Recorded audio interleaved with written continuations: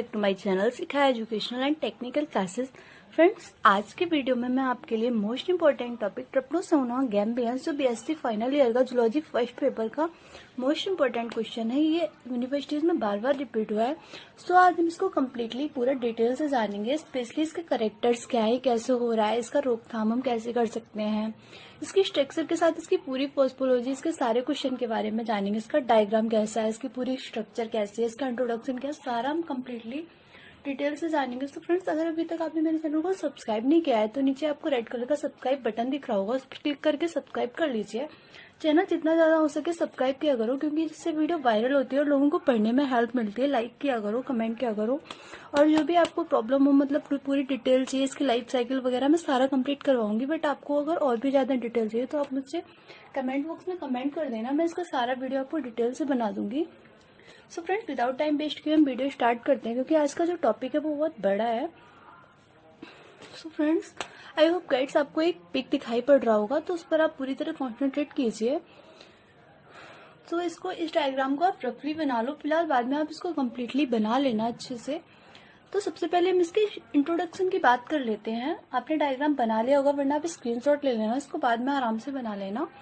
तो सबसे पहले हम इसके इंट्रोडक्शन की बात कर लेते हैं। इसकी जो लाइफ होती है वो 2 स्टेज में पूरी होती है, मतलब ये 2 स्टेज में अपनी लाइफ पूरा करता है। इसकी लाइफ जो होती है वो 2 कोर्स में कंप्लीट होती है। स्पेशली इसमें क्या होता है, 2 स्टेज होती है, डाइजेनेटिक होता है। तो इसका पहला स्टेज जो होता है वो ह्यूमन होता है, एंड ह्यूमन होता है या फिर कोई पालतू जानवर, जैसे गाय भैंस कुत्ता, मतलब कुछ भी जो पालतू जानवर होना चाहिए। और फर्स्ट जो होता है वो ह्यूमन, मतलब ह्यूमन और पालतू जानवर ये फर्स्ट स्टेज में ही आते हैं। और जो इसका दूसरा स्टेज होता है, जो ये सीसी मक्खी होती है, इसे अफ्रीकन मक्खी बोलते हैं। यह जो है अफ्रीका के जंगलों में पाई जाती है। ये मक्खी अफ्रीका के जंगलों में पाई जाती है, ये इंडिया की नहीं है शायद। तो सीसी मक्खी जब ह्यूमन को काटती है तो वह जो होती है, तो जो इसकी स्टेज होती है वो सेकंड स्टेज अपनी ह्यूमन में मतलब अपनी स्टार्ट कर देता है। इसके बाद जो अगर इसका सही से बोलेंगे, मतलब इसका इलाज नहीं हो पाए टाइम पे, तो देन जो ह्यूमन होता है उसकी डेथ भी हो जाती है। सो फ्रेंड्स, हमने इसका इंट्रोडक्शन कंप्लीट कर लिया। अब हम इसके स्ट्रक्चर के बारे में जानते हैं। तो सबसे पहले हम इसके आउटर लेयर की बात कर लेते हैं। आपको जो ये पूरे बॉडी पर जो आउटर लेयर दिख रही है ना, ये पेलिकल, ये किसकी बनी होती है, पेलिकल का आवरण होता है जो ट्रिप्नोसोमा को ढक कर रखता है।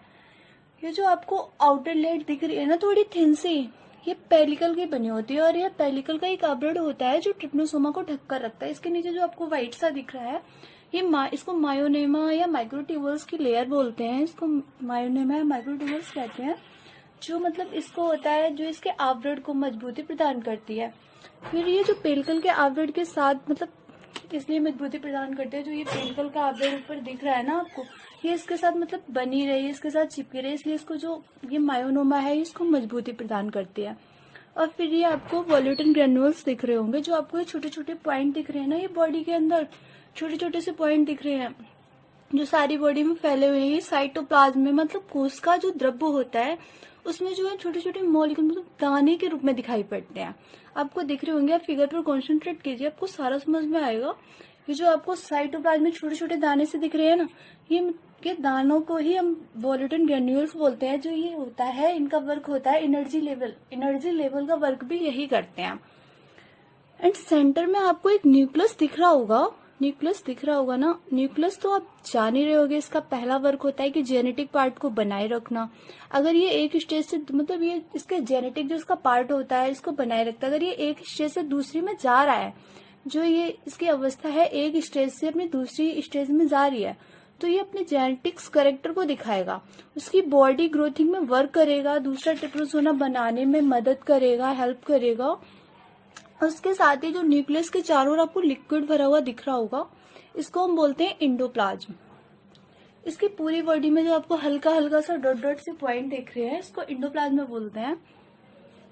अब चलते हैं राइट साइड का 5th नंबर, आपको दिख रहा होगा वेसल ग्रेन्यूल्स दिख रहा है ना, वेसल ग्रेन्यूल्स। ये जो वेसल ग्रेन्यूल्स होते हैं ये होते क्या है, इनको डिटेल में समझते हैं। तो ये एक ऐसा पार्ट है जिससे मोटा सा फ्लैजुलम लगा रहता है। आपको एक फ्लैजुलम दिख रहा है ना, फ्री फ्लैजुलम लगा रहता है। जो आपको एक ग्रीन कलर का फैला हुआ सा फ्लैजुलम दिख रहा है, ये दिख रहा है ना आपको। अब ये जो होता है ये सारी बॉडी में फैला हुआ होता है, लेकिन लास्ट पॉइंट इसका जो है फ्री रहता है। यहाँ पर इसे फ्री फ्लैजुलम बोलते हैं। क्या बोलते हैं, लिखा भी है देखो ध्यान से, इसको क्या बोलते हैं, फ्री फ्लैजुलम बोलते हैं। इनका जो रेशियो होता है, ये जो फ्लैजुलम के बारे में हम डिटेल से जानते हैं। ये फ्लैजुलम होता है, ये मतलब इनका एक रेशियो होता है 2+9, 2+7 और 2+11। 2+7, 2+9 और 2+11 है जो एक रेशियो, मतलब एक रेशियो पाया जाता है। ये रेशियो 2+9 का होता है। आपको ऐसे समझ में नहीं आएगा, मैं आपको एक पिक्चर दिखा रही हूँ, आप एक पिक्चर देखना, मैं आपको एक पिक्चर दिखा रही हूँ।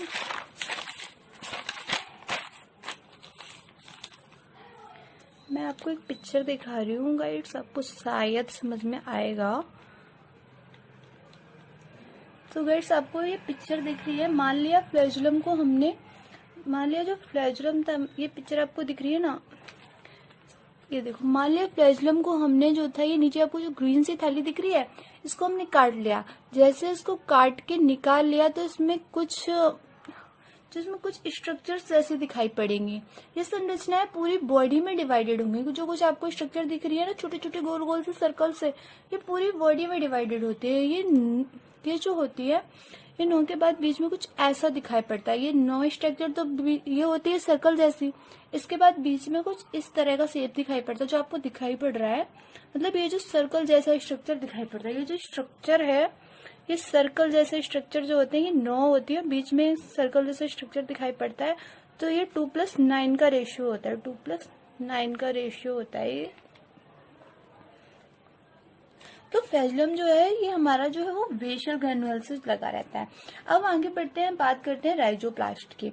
तो राइजोप्लास्ट की बात करते हैं। जो राइजोप्लास्ट है, जो ये एक धागे जैसे आपको स्ट्रक्चर दिख रही है, ये पैरावेसल बॉडी है, ये पैरावेसल बॉडी की है। जो है ये न्यूक्लियस से नीचे की ओर आपको दिख रही है ना पैरावेसल बॉडी। ये न्यूक्लियस जो आपको दिख रहा है सेंटर पॉइंट पे, इसके नीचे की ओर जो ये पैरावेसल बॉडी दिख रही है, तो जो ये राइजोप्लास्ट है, ये बेसल ग्रैन्युल्स पैरावेसल बॉडी को जोड़ के रखता है। एक थ्रेड की तरीके से दिखाई पड़ता है और ये दोनों को जोड़ने का कार्य करता है। एंड ये जो पीछे, अब हमने इसका पूरा स्ट्रक्चर वगैरह, इसकी मार्फोलॉजी सारी कम्प्लीटली जान ली। अब हम थोड़ा इसका स्ट्रक्चर, मतलब ये जो पीछे की ओर होता है, ये चौड़ा होता है, अगला सिरा इसका जो होता है पतला होता है, वो आपको दिख ही रहा होगा। एंड बीच में न्यूक्लियस होती है, आउट ऑफ एयर पेलिकल की होती है, उसके अंदर जो होता है मायोसोमा, मायोसिनियम, माइक्रोट्यूबल्स होते हैं। इतना हमने कंप्लीट कर लिया। एंड ये हमें राइट साइड में आपको दिख रहा होगा, ह्यूमडुलेटिंग मेम्ब्रेन दिख रहा है, ह्यूमडुलेटिंग मेम्ब्रेन दिख रहा है ना, ये ट्रायंगल शेप में मेम्ब्रेन दिख रहा है। ये जो आपको ट्रायंगल पॉइंट में कुछ दिख रहे हैं, इसे ह्यूमडुलेटिंग मेम्ब्रेन बोलते हैं, जो फ्लैजुलम को बॉडी से सही तरह से अटैच रखता है। ये जो होता है, ये फ्लैजुलम जो आपको दिख रहा है, फिर फ्लैजुलम इसको बॉडी से अच्छी तरीके से अटैच रखता है, जिससे कि मतलब बॉडी है वो फ्री ना हो सके और ये बॉडी से जुड़ी रहे, मतलब बॉडी से चिपकी रहे, फ्री ना हो और ये बॉडी को सपोर्ट प्रदान करे। तो हमने इसका सारा स्ट्रक्चर हमने कम्प्लीटली जान लिया। देन अब हम इसके थोड़े से कलर की बात कर लेते हैं। अब इसका जो कलर होता है, इसके कलर की बात करते हैं। इसमें कोई कलर नहीं होता है, ये कलर लेस होता है, मतलब ये रंगहीन होता है। जो इसके ये जो वॉलेटिन के कण मैंने बताया था, ये ग्रीन कलर के होते हैं, और जो साइटोप्लाज्म होता है, ये हल्के से ग्रीन के साथ व्हाइट कलर का दिखाई पड़ता है।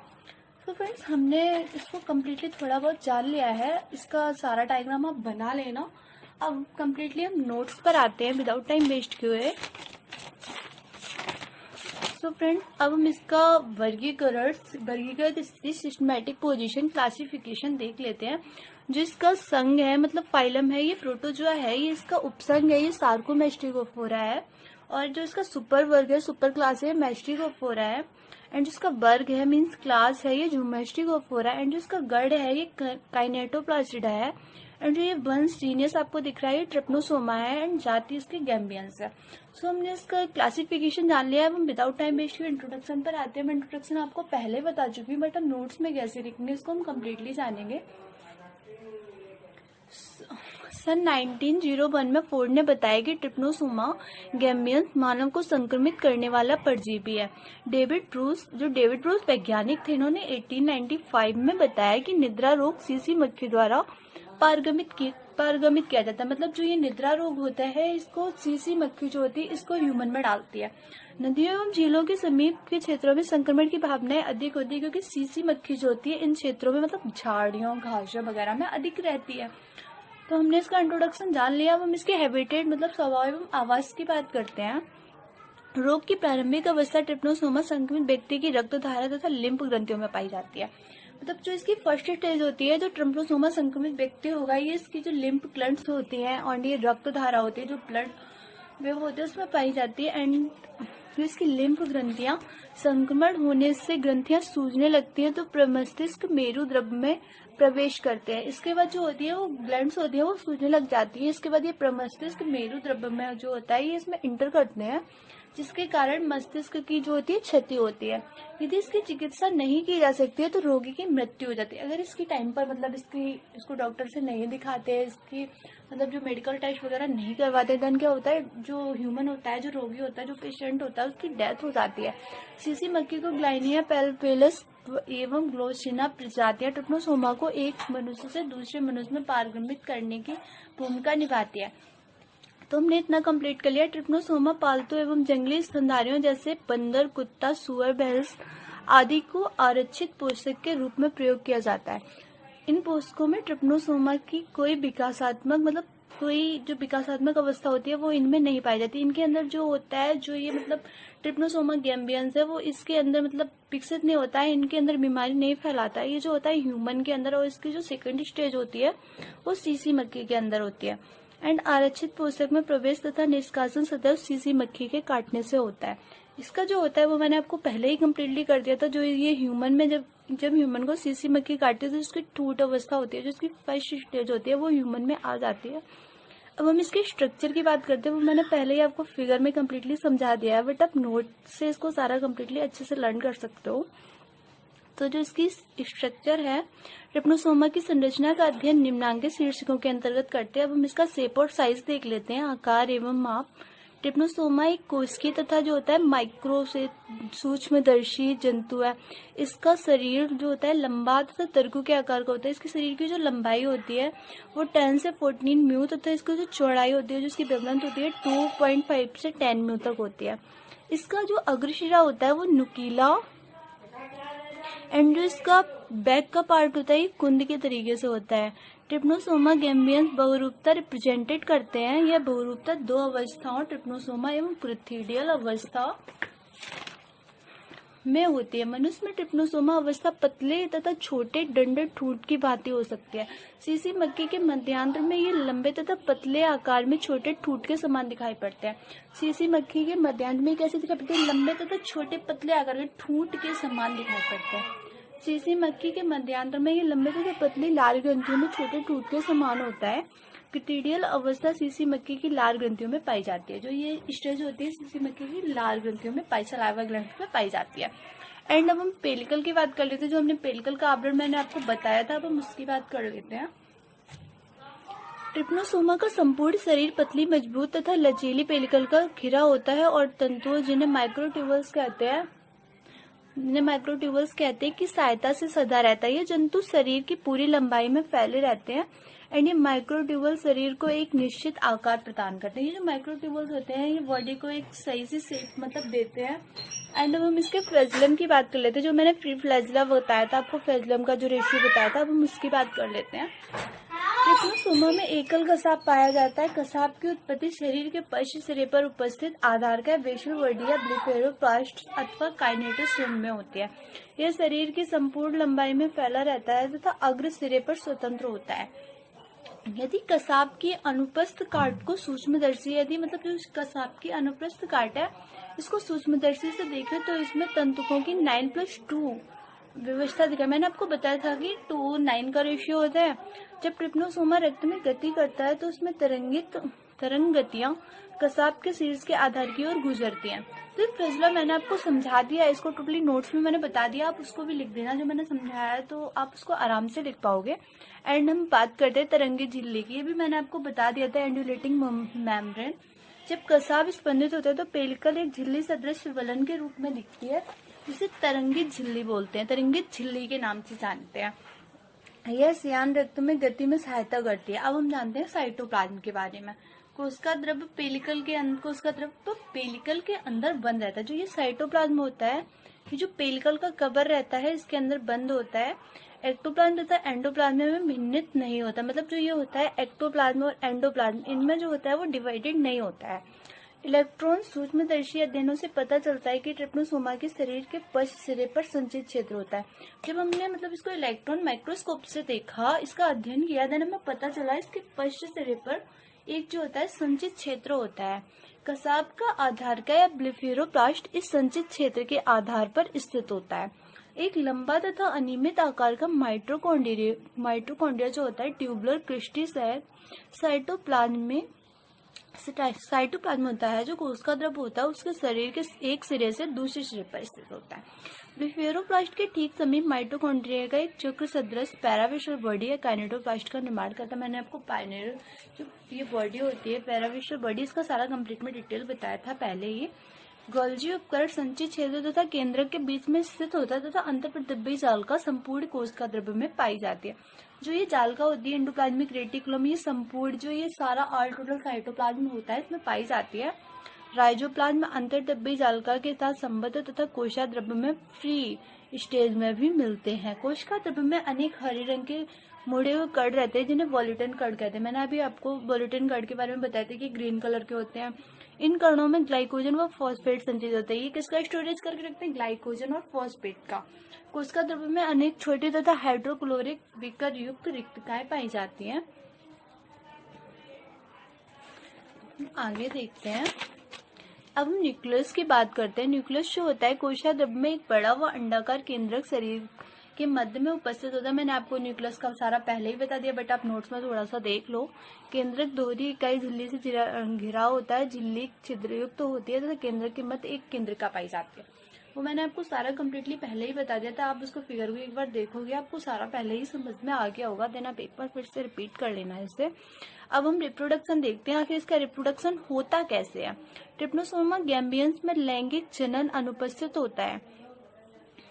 अलैंगिक जनन अनुदैर्ध्य विभाजन द्वारा होता तथा इस प्रक्रिया में सर्वप्रथम काइनेटोप्लास्ट तथा ब्लेफेरोप्लास्ट विभाजित होकर युग्मित हो जाते हैं तथा पुराना कसाब एक ब्लेफेरोप्लास्ट से संबद्ध रहता है, जबकि नया कसाब दूसरे ब्लेफेरोप्लास्ट से उत्पन्न होता है। केंद्रक समसूत्री विभाजन द्वारा जो केंद्रक होता है इसका समसूत्री विभाजन द्वारा विभाजित होकर दो पुत्री केंद्रक बनाता है तथा अंत में ट्रिप्नोसोमा मध्य अनुदैर्ध्य रूप से अलग होकर दो ट्रिप्नोसोमा में विकसित हो जाते हैं।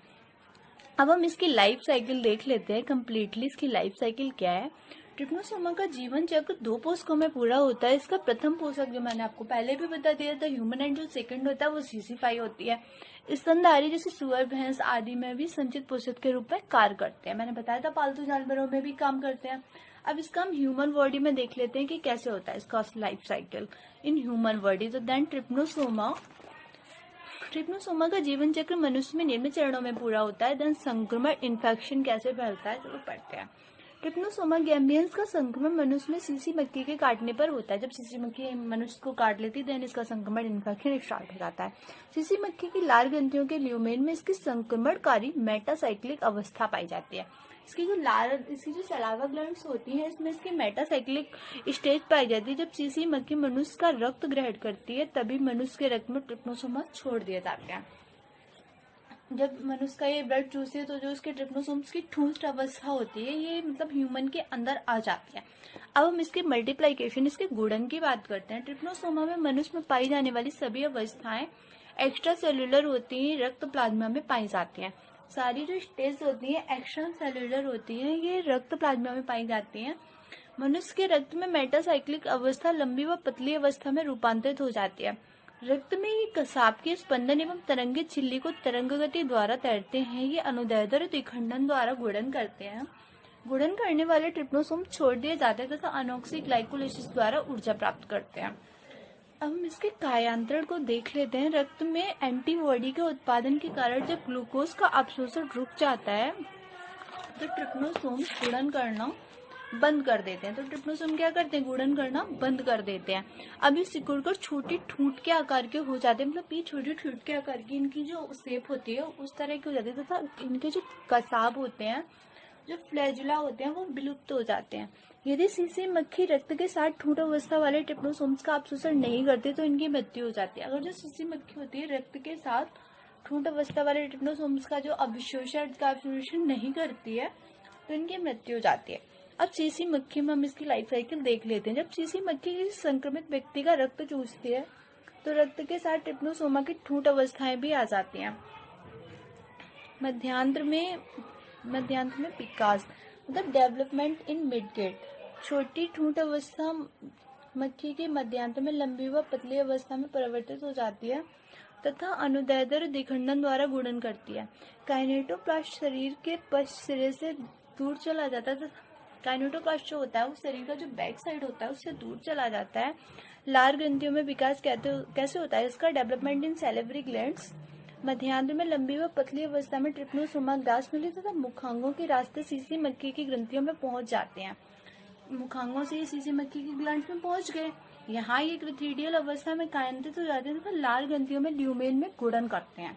जब पतली मेटासाइक्लिक अवस्था में रूपांतरित हो जाते हैं। जब सीसी मक्खी किसी स्वस्थ मनुष्य को काटती है तो क्या करते हैं? तो अपनी लार के साथ ट्रिप्नोसोमा की माइट्रो जो मेटासाइक्लिक अवस्था होती है मनुष्य के रक्त में हस्तांतरित कर देते हैं, जहाँ ये फिर संक्रमण प्रारंभ करते हैं। तो फ्रेंड्स क्या करते हैं? अपनी लार के साथ जो होती है इसके ट्रिप्नोसोमा की जो मेटासाइक्लिक अवस्था होती है मनुष्य के रक्त में जो होती है वो उसे हस्तांतरित कर देती है, जहाँ से ये क्या करते हैं? ये ह्यूमन बॉडी में इन्फेक्शन फैलाना स्टार्ट कर देते हैं। सो फ्रेंड्स हमारा वीडियो लेक्चर कंप्लीट हो गया। तो आप इसको 2-3 बार रिपीट कर लेना। थोड़ा सा टफ है बट बहुत इजी है। आप इसको 2-3 बार रिपीट करोगे सारा आपको समझ में आ जाएगा। 2-3 बार इसकी वीडियो देख लेना। और ये जो लाइफ साइकिल का आपको पिक्चर दिख रहा है इसको ड्रॉ कर लेना। और पहले जो मैंने ट्रिप्नोसोमा का स्ट्रक्चर दिया था उसको भी एग्जाम में ड्रॉ करके आना। So friends, if you like my video then subscribe my channel. Also do like, comment and share. Never forget to press bell icon and never miss an update. Thanks for watching my video.